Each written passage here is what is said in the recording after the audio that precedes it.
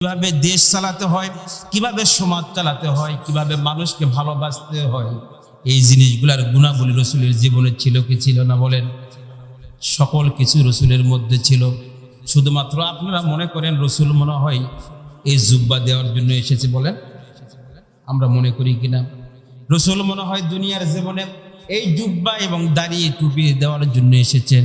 কিন্তু আপনারা জানেন যে আবু জেহেলও কিন্তু দাড়ি ছিল কিনা বলে? আবু জেহেলও পাগড়ি পরতো। তার মানে হচ্ছে শুধুমাত্র দাড়ি এবং পাগড়ির মধ্যে ইসলাম নেই। যদি আপনার ওই দাড়িটা যদি রসুলের কারণে হয়, রসুলের মহব্বতে হয়, তাহলে ওই দাড়ি এবং ওই পাগড়ির মধ্যে কল্যাণ রয়েছে, সওয়াব রয়েছে। এর বাহিরে ওই কাফেরেরাও পাগড়ি পরে, কাফেরেরাও দাড়ি রাখে, ওই দাড়ি আর আপনার দাড়ির মধ্যে কোনো পার্থক্য নেই। কথা বলেন ঠিক কিনা?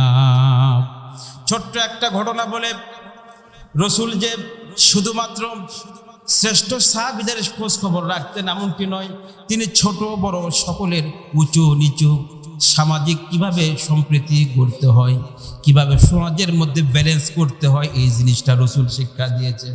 অর্থাৎ মানুষের জন্য এমন কোনো বিষয় নেই, এমন কোনো দিক ও বিভাগ নেই যে দিক ও বিভাগের আদর্শ রসুলের জীবনের মধ্যে ছিল না। আপনারা শুনলে খুশি হয়ে যাবেন, রসুলের জীবনের মধ্যে অনেক গুরুত্বপূর্ণ দিক রয়েছে। রসুলের একটা দিক নিয়ে যদি কেউ অনুসরণ করে, সেই লোকটা তার মোকাম্মেল হয়ে যাবে, সে ইসলামের উপরে পরিপূর্ণ হয়ে যাবে। শুধু তাই নয়, রসুলের জীবনের বাহিরেও যদি সাহাবীদের জীবনী নিয়ে আমরা যদি গবেষণা করি, তাহলে এই জন্য আল্লাহ রসুল বলেছেন, আসহাবি কান নুজুম, আমার সাহাবীরা হচ্ছে আকাশের নক্ষত্র তুল্য। এহেদে দায়িতুম বেকতে দায়িতুম একটি দায়িতুম বেহেদে দায়িতুম। যদি তোমরা আমার শুধু রসুলের নয়, যদি আমার কোনো একজন সাহাবীরও জীবন যদি তোমরা অনুধাবন করো, আমার একজন সাহাবীর জীবনী নিয়ে যদি তোমরা অনুসরণ করো, তাহলে আমার একজন ক্ষুদ্র সাহাবীর জীবনীও তোমাদেরকে জান্নাত পর্যন্ত পৌঁছায় দিবে। বলুন সুবহানাল্লাহ। আল্লাহর নবী মসজিদে নববীতে বসে থাকতেন, মানুষকে দ্বীনের কথা বলতেন, কিন্তু শত্রু একজন সাহাবী জীর্ণ শীর্ণ, আকৃতিতে পাতলা, হ্যাংলা পাতলা, স্বাস্থ্যটা চিকন, মানুষ দেখলে পছন্দ করে না, জীর্ণ শীর্ণ। নাম হচ্ছে জুলাইব। কি নাম বলেন?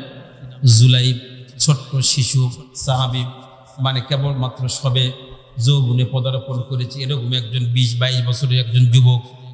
মাঝে মাঝে সাহাবীদের মধ্যে এসে বসে থাকতেন, কিন্তু সে রুগ্ন মনে করত অনেকেই, তার দিকে তাকাতো না, তাকে অতটা গুরুত্ব দিত না। কিন্তু আল্লাহর নবীর চোখটা কিন্তু ওই জুলাইবের দিক থেকে কখনো আলাদা হতো না। অর্থাৎ রসুল সকল সাহাবীদের দিকে যেরকম খেয়াল করতেন, ওই যে অভাবগ্রস্ত, দারিদ্র পীড়িত, জীর্ণ শীর্ণ জুলাইবের কিন্তু রসুলের একই সমান দৃষ্টি ছিল। একদিন জুলাইব রাদিয়াল্লাহু আনহু রসুলের সামনে এসে দাঁড়িয়েছিলেন। রসুল তাকে কাছে ডাকিয়ে বললেন, জুলাইব কেমন অবস্থা, কেমন আছো? জুলাইব বলেন, ইয়া রাসূলুল্লাহ, ইয়া হাবিবাল্লাহ, আমি আজকে থেকে 2 দিন অনাহারে রয়েছি, কিন্তু আপনার চেহারার দিকে যখন তাকিয়ে থাকি, আমার ক্ষুধাটা নিবারণ হয়ে যায়, আমার পেটে ক্ষুধা থাকে না। এবার রসুল তার সাথে একটু বিনোদন করার জন্য বলল, জুলাইব, এভাবে একা একই কতদিন চলবে? তোমার কি বিয়ের প্রয়োজন নেই? তোমাকে কি বিয়ে করতে হবে না? এবার জুলাইব বলেন, ইয়া রাসূলুল্লাহ, ইয়া হাবিবাল্লাহ, আমি এমন একজন দরিদ্র সাহাবী, আমার চেহারাটা কুৎসিত, জীর্ণ শীর্ণ, মানুষ দেখলে আমাকে পছন্দ করবে না, আবার স্ত্রী চালার মতো আমার কোনো আর্থিক সামর্থ্য নেই, আর আমাকে বিয়ে দিবে কে? এই কথা বলে জুলাইব একটু নম্র ভদ্র মানুষ, স্বনিন্দা ছিলেন। রসুলের কাছ থেকে বিয়ার প্রস্তাবটা পাওয়ার পর তিনি একটু আলাদা হয়ে চলে গেলেন। আবার পরের দিন জুলাইব আসলেন। রসুল আবার তার নিয়মিত কাজ শেষ করে জুলাইবকে বললেন, জুলাইব, দেখো তো বিয়ে করা যায় কিনা। আবার একই উত্তর দিলেন, ইয়া রাসূলুল্লাহ, ইয়া হাবিবাল্লাহ, আমার মতো জুলাইবকে কে বিয়ে দিবে, কে নারী দিবে, কে তার কন্যাকে দিবে বিয়ের জন্য? আমার তো কোনো থাকার ঘর নেই, আমার তো কোনো অর্থ নেই, আমার কোনো শারীরিক সৌন্দর্য নেই, আমাকে কে নারী দিবে? এবার তৃতীয় দিন আবার রাসূল একই কথা বললেন, জুলাইব তোমার মনে হয় বিবাহ করা প্রয়োজন। জুলাইব বিনীতভাবে রাসূলকে বললেন, ইয়া রাসূলুল্লাহ, আমাকে মেয়ে দিবে এমন কোনো ব্যক্তি কি মদিনার জমিনে আছে? এইবার জুলাইবকে আল্লাহর নবী কাছে ডাকলেন এবং কাছে ডেকে বললেন, জুলাইব তুমি অমুক আনসারীর বাড়িতে যাবে, সেখানে গিয়ে তার একজন পরমা সুন্দরী একজন কন্যা সন্তান রয়েছে, আর আমার পক্ষ হয়ে তাকে সালাম দিয়ে বলবে যে রাসূল তোমার মেয়েকে আমার সাথে বিয়ের প্রস্তাব দিয়েছে, পয়গাম পাঠিয়েছে, এই প্রস্তাবটা তুমি দিবে। জুলাইব ভয় পেয়ে গেল যে তার কন্যা তো সবচাইতে সুন্দরী এবং প্রভাবশালী, তার অর্থ করি বেশি, তার মেয়েকে কি আমার সাথে বিয়ে দিবে?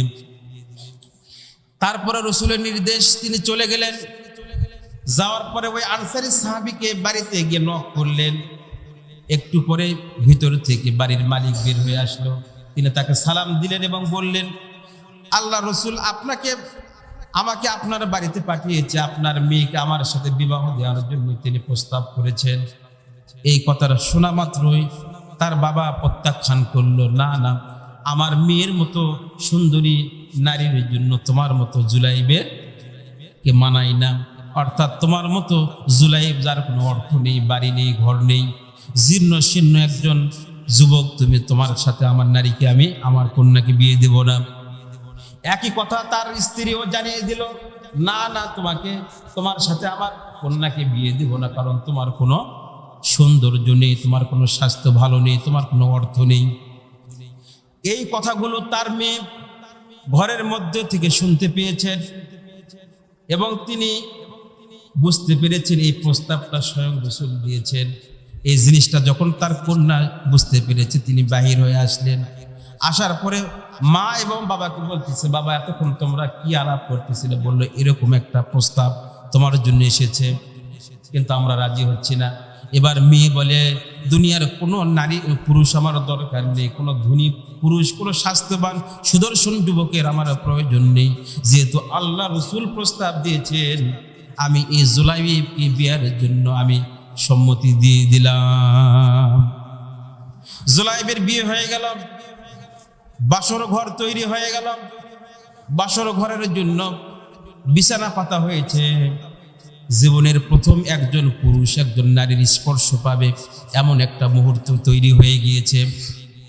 এমত অবস্থায় মধ্য রজনীতে একজন যুবক মহল্লার মধ্যে আওয়াজ দিতেছে, ও মুসলমান যুবকেরা তোমরা বের হও, বের হও, আল্লাহ রাসূল জিহাদের জন্য ডাক দিয়েছেন।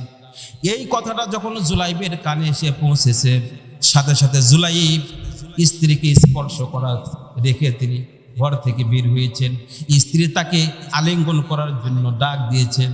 জুলাইব বলতেছে, আমাকে স্পর্শ করো না, আমার আর সময় নেই, যদি আল্লাহ পাক হায়াত দেন পরবর্তী রাত্রে তোমার সাথে দেখা হবে, আর আল্লাহ রাব্বুল আলামিন যদি আমার দুনিয়াতে হায়াত শেষ করেন, তাহলে তোমার সাথে আমার জান্নাতে দেখা হয়ে যাবে। জুলাইব বের হয়ে চলে গেলেন, যুদ্ধের ময়দানে সাহাবীদের সাথে শরীক হয়ে যুদ্ধ করলেন। প্রচন্ড যুদ্ধ হলো, যুদ্ধ থেমে গেল। সকলেই বড় বড় সাহাবী, নামি দামি মানুষের খোঁজ করতেছিল, কিন্তু এই জুলাইবের কেউ খোঁজ করে না।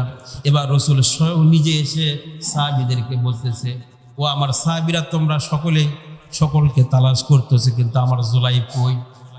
এবার রাসূল নিজে তালাশ করে করে হযরত জুলাইবকে শাহাদাত অবস্থায় মরুভূমির মাটিতে তিনি পড়েছিলেন। আল্লাহ রাসূল জুলাইবের কাছে এসে বলতেছেন, জুলাইব, আমি রাসূল তোমার জন্য আর তুমি জুলাইব আমার জন্য। বলুন সুবহানাল্লাহ। এতটা আদর্শের অধিকারী ছিলেন আল্লাহ রাসূল, এবং এই জুলাইবকে আল্লাহ রাসূল শাহাদাতের সুসংবাদ দিয়ে বললেন, হে জুলাইব, তোমার শাহাদাতটা আল্লাহ রাব্বুল আলামিন কবুল করেছেন। তুমি দুনিয়ার জীবনে নিজের স্ত্রী, আপন স্ত্রীর প্রথম স্পর্শ রেখে তুমি যুদ্ধের ময়দানে চলে এসেছো, তুমি নিজে শাহাদাত হয়েছো। হে জুলাইব, আমি রাসূল তোমার জন্য সাক্ষী হয়ে গেলাম, কিয়ামতের ময়দানে, কিয়ামতের দিন আমি জুলাইব এবং আমি রাসূল একই জান্নাতে অবস্থান করব।